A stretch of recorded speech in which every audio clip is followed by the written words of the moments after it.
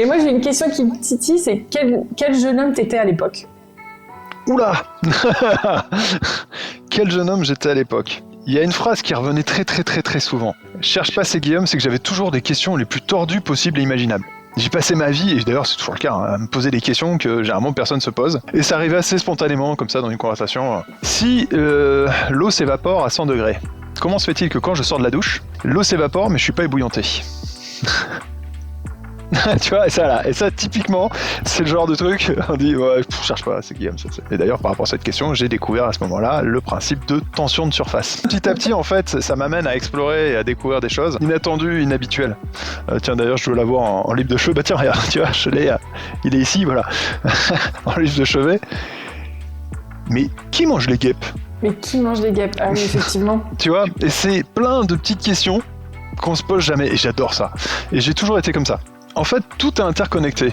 Et souvent, en fait, je pop sur des questions, on me demande quelle est l'interconnexion entre ça et ça. Et moi, ce qui m'anime, c'est de créer des liens, de comprendre les interdépendances. Et en comprenant les interdépendances, on comprend mieux ce qui se passe.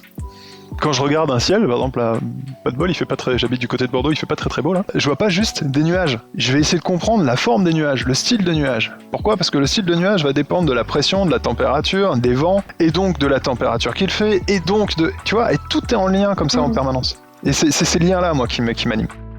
Tu es né comme ça? Tordu, ouais. Dans le sens, est-ce que c'est quelque chose qui se cultive ou c'est quelque chose que tu as directement à la naissance? Cette curiosité folle. Je saurais pas te dire si c'était présent ou pas au départ. J'ai toujours été hyper curieux et j'ai reçu une éducation liée à la curiosité. Un cadeau que m'ont fait mes parents très tôt, c'est des gros volumes d'encyclopédie. Tu ouvres, tu prends un mot au hasard, et après tu découvres dans la définition qu'il y a plein de choses que tu ne connais pas, ou que tu crois connaître, mais est-ce que tu es sûr de les connaître? Et donc tu valides un autre mot et tu vas chercher dans le dictionnaire qu'est-ce qu'il veut vraiment dire.